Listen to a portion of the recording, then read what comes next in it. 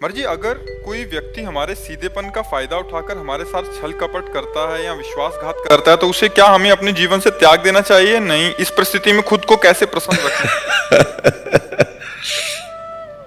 देखो, भगवान के परम भागवत अवतारी पुरुष धर्मराज युधिष्ठिर, भीम, अर्जुन, नकुल, सहदेव अपने बाहुबल से इंद्रप्रस्थ की स्थापना की और पूरे विश्व को परास्त करके सम्राट बने, और शकुनी ने पासे में सब गायब कर दिया। क्या भगवान उस समय सुदर्शन चक्र का अगर प्रयोग कर देते शकुनी के ऊपर तो सारा खेल समाप्त हो जाता, कौरव भी बच जाते और पांडवों को भी दुख ना भोगना पड़ता, पर ऐसा कुछ नहीं किया। शकुनी ने 12 वर्ष का वनवास और 1 वर्ष का अज्ञातवास पांडवों को निश्चित किया, और ऐसे महावीरों को, ऐसे अवतारी पुरुषों को भारी कष्ट भोगना पड़ा छल के कारण। तो हमें लगता है कि कहीं ना कहीं भगवत विधान होता है। जो आदमी छल कर रहा है हमारे साथ, शायद है कि हमने पूर्व जन्म में उसका कुछ लिया होगा। आज हमें लग रहा है कि वो छल विधान से हमारा ले रहा है, लेकिन पूर्व जन्म में हमने कोई छल किया होगा तो उसी का उत्तर मिल रहा है। मुझे ऐसा मान करके शांत, अगर त्यागने की जरूरत है तो त्याग दीजिए, नहीं कुछ ऐसे संबंध जहां त्याग भी नहीं सकते।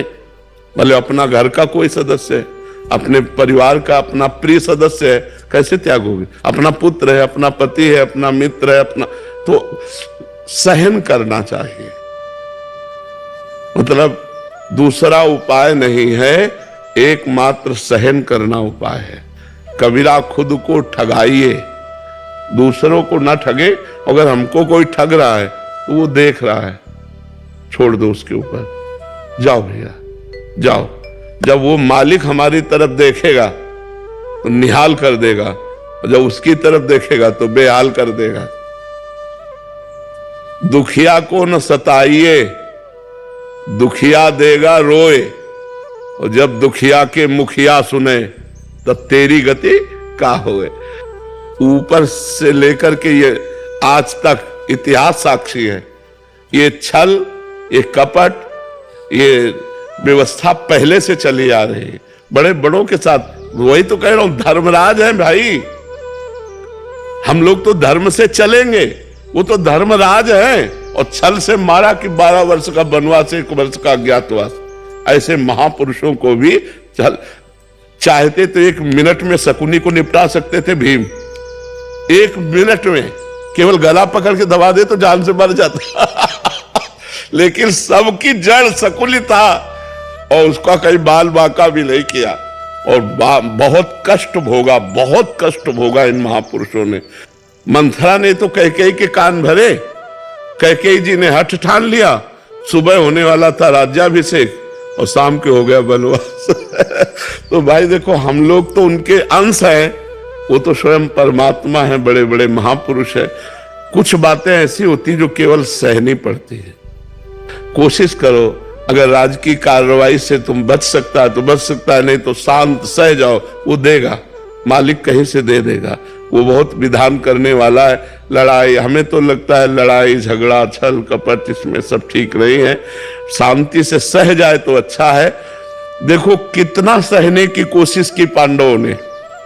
पहले कहा था कि जब अगर 12 वर्ष का वनवास, 1 वर्ष का अज्ञातवास आप पूरा कर लेंगे तो पूरा चक्रवर्ती राज्य आपको मिल जाएगा।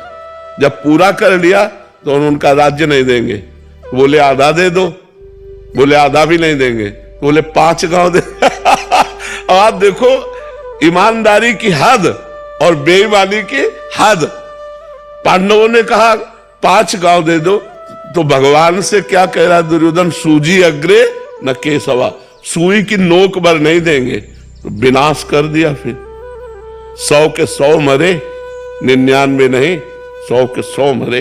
तो इसलिए अपने को चाहिए कि दबता चला जाए, कोशिश करे कि लड़ाई झगड़ा ना हो, सह जाए। और जब ऊपर जो बैठा हुआ सबके देख रहा है, वो जब देख लेगा ना, तो वो जब न्याय करेगा तो विध्वंस हो जाएगा सामने वाला। इसलिए हम तो यही सिखाएंगे कि झगड़ा ना करो, हम यही सिखाएंगे कि हिंसा ना करो, शांत भाव से सह जाओ।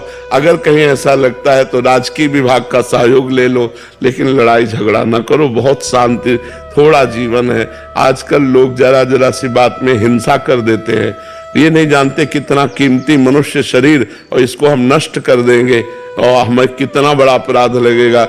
ये सबसे बड़ी भगवान की सृष्टि में ये मनुष्य योनि है, सबसे बड़ी योनि है और बड़ी महिमाशाली है।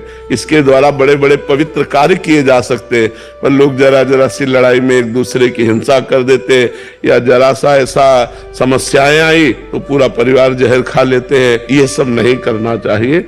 सहना सीखो, नाम जप करो और भगवान के आश्रित रहो।